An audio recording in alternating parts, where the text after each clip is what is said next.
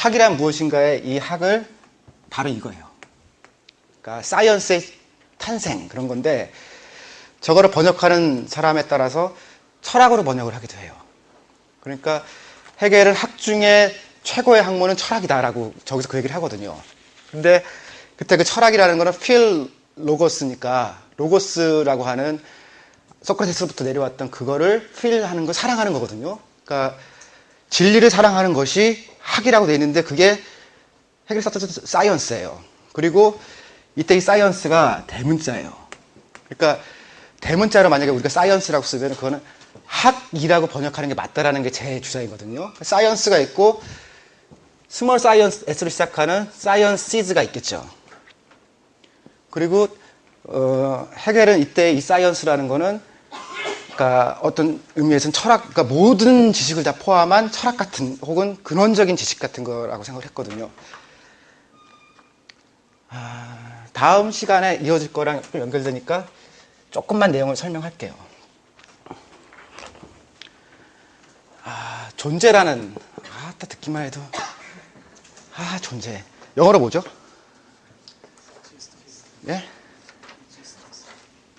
그건 실존이고요. 이그지스턴스는 실존이고, 영어로는 being인데, 원래는 be가 되는 게 맞거든요. 근데 영국 사람들이 저 번역하면서 being으로 해가지고선 이거 설명할 때 그냥 독일어인 자인을 쓰거나 불어를 많이 쓰고 그래요. 불어 조금 쓸게요.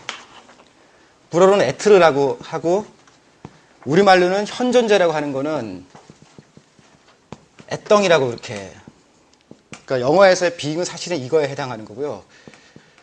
자, 존재란 무엇이냐? 그런 존재의 반대말이 그럼 뭐겠어요?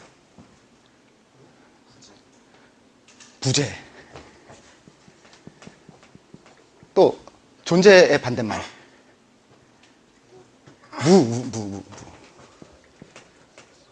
무겠죠? 존재. emptiness 뭐 이런 거. 그렇죠? 헤겔의 질문은 어떤 거냐면은 무도 존재하는 거 아니냐 이거예요. 존재라는 건 존재인데 존재죠. 근데 존재 이전에 있었던 거는 무인데 무라는 것도 무가 존재하니까 있는 거 아니냐. 아시겠죠? 무도 존재하는 거거든요. 그러니까 이를테면 아랍의 숫자의 0은 논리적인 건데 0이라는 것도 존재하잖아요. 그렇죠? 그러면 이건 이미 존재잖아요. 아닌가요? 이것도 이미 있는 거 아니에요. 그러니까 이것도 없는 진짜 없는 건 뭐냐.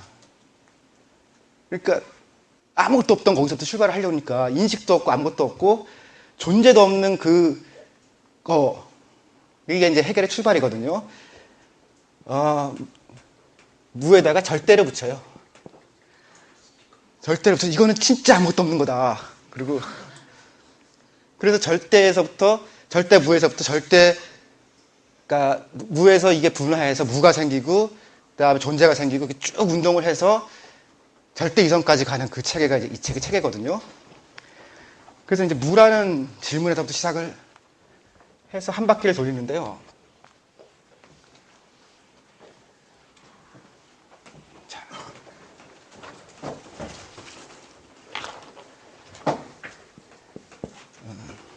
근데 이제 우리가 보면은 헤겔은 지금식으로 얘기하면은 철학자이기도 하지만 과학자이기도 하거든요. 그러니까 백과사전이라고 표현할 때 그때 생물학이라는 걸 굉장히 많이 써요. 그러니까 우리는 학이라고 생각을 하는데 이 학이라는 학자는 영어로는 그러니까 불어로 사방이거든요.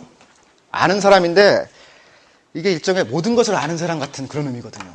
그리고 헤겔이 학이라고 얘기할 때는 모든 것을 다 알았고 혹은 모든 것을 사람들한테 지식 형태로 설명할 수 있는 그런 사람을 얘기한 건데 그러고 보니까 경제학이라는 거의 테드로 치는 아담 스미스라는 사람이 있거든요. 아담 스미스는 시작이 천문학자예요. 그래서 천문학을 먼저 공부하다가 철학자가 돼서 철학을 할 때 도덕감성론이라는 책을 쓰고 본인은 경제학자로 산 게 아닌데 철학자로 산 건데 요즘은 첫 번째 이코노미스트라고 얘기를 하거든요. 그 당시에 유럽에서 이코노미스트라고 얘기하는 거는 우리말을 이렇게 쓰고선 경제학자를 번역하잖아요. 이거는 굉장히 20세기적 현상이고요. 이코노미스트로 쓰면은 수전노예요. 그러니까 대화록에 나온다는데 그 이코노미스트는 진짜 나쁜 사람이라는 그런 얘기를 아담스 했다는 거예요. 그러니까 사람이 돈도 좀 내놓고 그래야지. 예를 들면 요즘 이건희 같은 사람들. 그리고 이코노미스트라고 얘기하는데 그거는 수전노 같은 거거든요. 그러니까 그랬고 마크스도 출발할 때 칼 마크스도 원래 철학자였어요. 철학자에다가 죽을 때 정치경제학자로 죽은 거죠. 그러니까 대부분의 우리가 학자들을 보면은 순수 철학자라는 그런 사람들은 없어요. 그러니까 데카르트도 원래는 수학을 많이 했던 사람이고 그런 사람이니까 우리가 인문과학 뭐 이렇게 막 나누고 막 그러잖아요. 근데 이게 굉장히 최근 현상이거든요. 그러니까 자연과학과 그러니까 이를테면은 우리나라에서 학이라는 게 분화된 거는 고등학교에서 문과 이과 나누잖아요. 근데 문과 이과가 나누니까 자기는 문과형이고 자기는 이과형이라고 생각하는데 인간이 그렇게 나뉘나요? 사실은 안 나뉘거든요. 안 나뉘는데 이제 질문이 있는 거죠. 그러니까 문과형, 이과형이 있는 거냐? 아니 문과에 가니까 문과형이 되고 이과에 갔더니 이과형이 되는 거냐? 그런 질문이 있어요. 프랑스는 5개로 나누거든요. A, B, C, D에서 5개로 나누는데 그런 나라에서는 문과, 이과의 특징하고 많이 다를 거 아니에요. 그러니까 공대 가는 사람들하고 의사 되는 사람이 다른 데 있거든요. 그러니까 문학 가는 사람들하고 법이나 경제학 전공하는 사람이 같이 있지 않아요. 그러니까 어떻게 생각하면 우리가 학의 분화라고 얘기했던 것들도 굉장히 그러니까 최근 현상이고 현대적 현상이라 이거예요. 그러니까 아시겠죠? 그러면은 조선 최고의 학자를 한번 생각해 보자라고 하면 누구죠? 그쵸. 조선 최고의 학자인 정약용은 교수 출신이 아니었죠? 공무원 출신이었죠.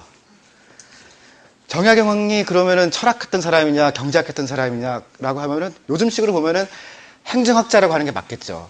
행정을 어떻게 하는 게 좋다라는 말을 굉장히 많이 썼는데 그건 그 사람이 공무원이었으니까 그런 거고 자연과학에 대해서 굉장히 많이 알고 있었던 사람이에요. 그리고 그 형인 정약조는 우리나라 최초로 생태학이라고 할 수 있는 그런 걸 한 사람들이죠. 그러니까 그 형제가 하창할 때도 무슨 경제학 뭐 이런 게 분화가 되지가 않았었거든요.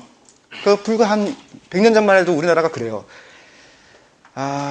그럼 조선시대 생각을 조금 더 해보면은 조선시대 때 저는 제가 중인 출신이라서 중인에 대해서 연구를 하는데요. 요즘 지금 하면 문학을 한 중에서 통역하는 사람들 있잖아요. 통역도 중인들이 하는 거고 경제학도 중인의 학문이고 그래요. 장사도 중인의 학문이고. 저는 새우젓 장사 집 출신이거든요.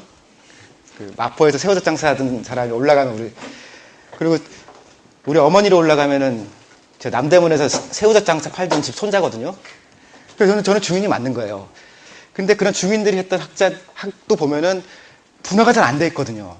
근데 이 분화가, 그러니까 헤겔이 얘기했던 사이언스라고 했던 이렇게 해놓고 학이라고 쓰는 이게 분화가 언제 되느냐. 그리고 분화가 뭘로 되냐면 스몰 사이언스라고 이렇게 얘기할 수도 있지만요. 정상적으로 요즘 용어로 하면 그걸 디스플린이라고 얘기를 하죠. 그래서 무슨 우리가 학과라고 하는 것들 있잖아요. 자기는 학과에 이거는 디스플린이거든요. 그러니까 디스플린의 분화가 이루어지면서 이렇게 된 거다. 그럼 이게 언제 됐느냐라고 하잖아요. 언제 됐겠어요? 1세기도 안 돼요. 자,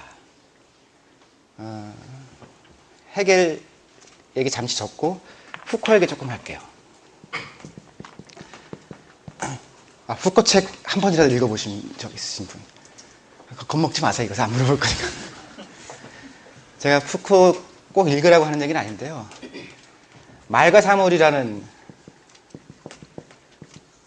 푸코 책 중에 굉장히 재밌어요. 재밌고 이제 다른 공부를 하기 좋은 그런 건데 이건 뭐냐면은 생물학,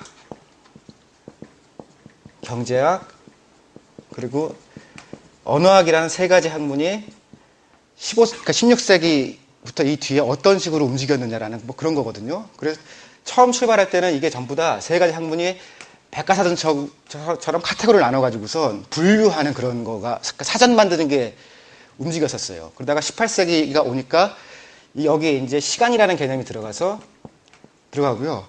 푸코의 이 책의 결론은 뭐냐면 휴먼 사이언스라고 하는 그러니까 휴먼이 붙은 건데 이런 것들은 사실은 인간의 행위와 관련되어 있기도 하지만 인간 자체를 대상으로 하지 않거든요. 근데 인간을 대상으로 하는 행위는 19세기 후반 20세기나 되어서 등장한 거다라는 게 푸코 얘기예요. 그러니까 인간이 인간을 하나의 대상으로 놓고 분석을 하는 그 현상은 상당히 20세기 현상이다.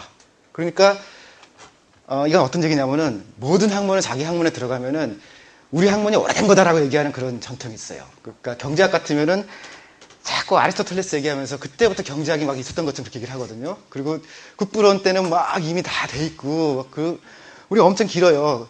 의학도 그렇잖아요. 의학도 히포크리테스 선서 막 그렇게 해서 엄청 이렇게 길고 모든 학문이 다 그렇거든요.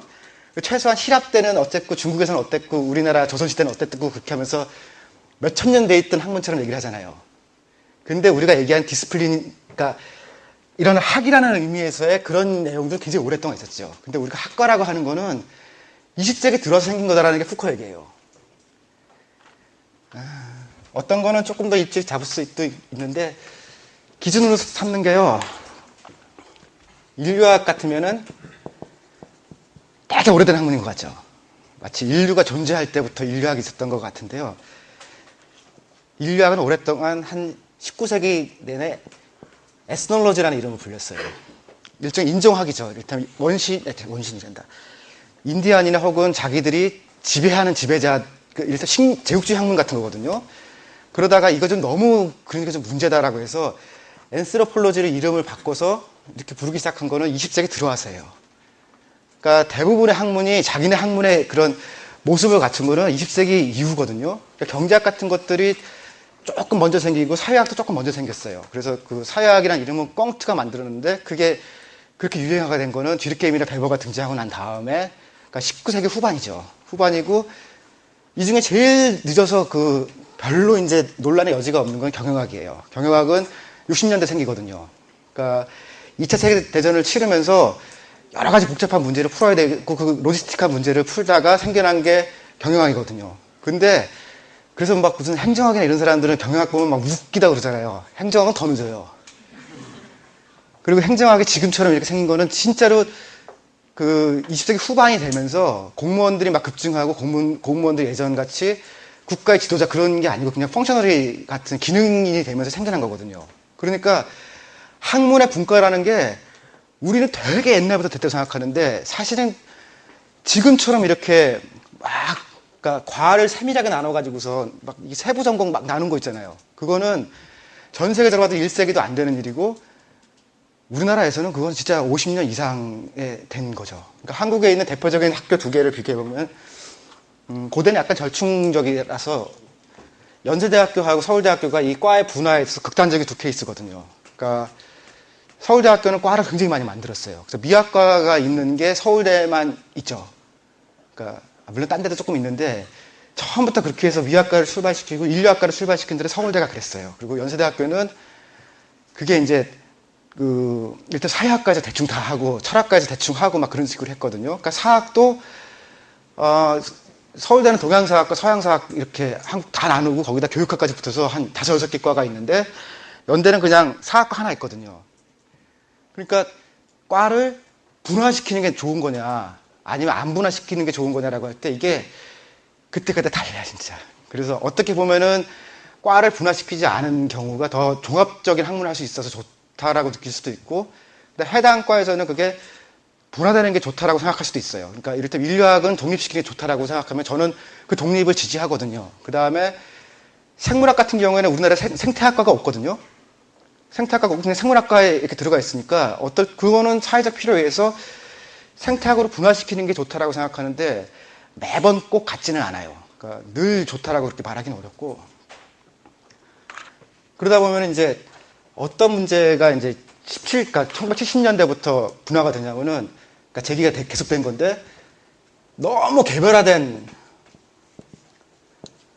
이 과 내에서도 또 막 나뉘죠. 막 나뉘고 이를테면 경제학과 내에서도 수리경제학이 있고 계량경제학이 있고 뭐 별의별 거 해서 한 20, 30개가 되잖아요. 그거를 계속 그때마다 나누는 게 좋으냐 아니면 종합적으로 하는 게 좋으냐라는 걸 해보니까 어떤 문제가 생겼냐면요. 그러니까 그랜드 마스터라고 이렇게 표현하고 사람한테 대해서는 예를 들면 케인즈 같은 사람들 이러고 그거를 학으로 하면은 그랜드 시어리하고 그렇게 하거든요. 이건 뭐냐면은 무슨 상황 무슨 때에도 다 적용할 수 있는 이론. 이럴 때 막시즘 내지는 케인즈주의 혹은 뭐 그런 구조